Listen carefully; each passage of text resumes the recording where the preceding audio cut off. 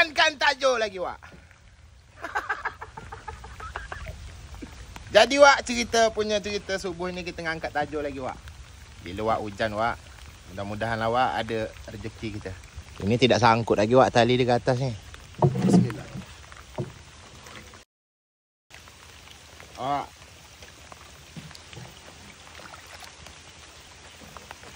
Tajuk yang pertama, Wak.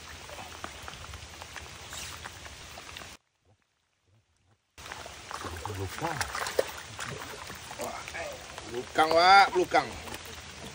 Tak apalah, Wak. Mungkin dapat.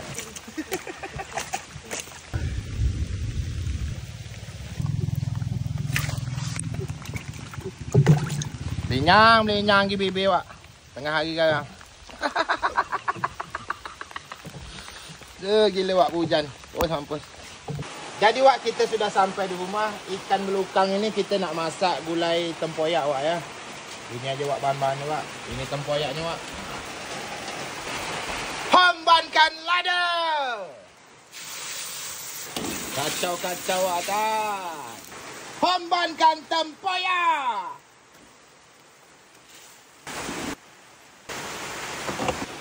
Hombankan kuah. Hombankan kuah lagi, Wak. Hombankan ikan.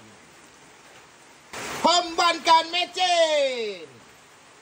Hombankan garam. Hombankan daun limau, daun salam.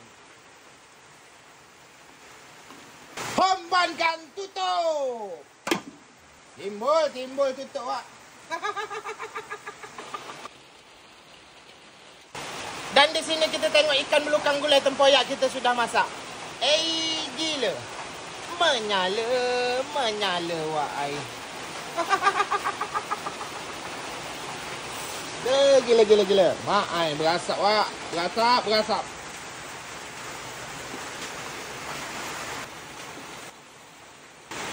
Hombankan ikan, Wak. Hombankan kuah lagi, Wak.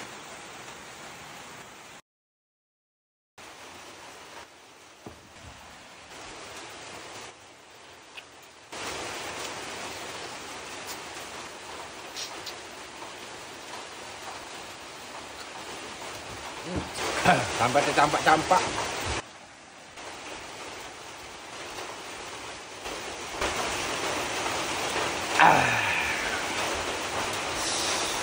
Gila, Wak. Menyala, Wak, ai.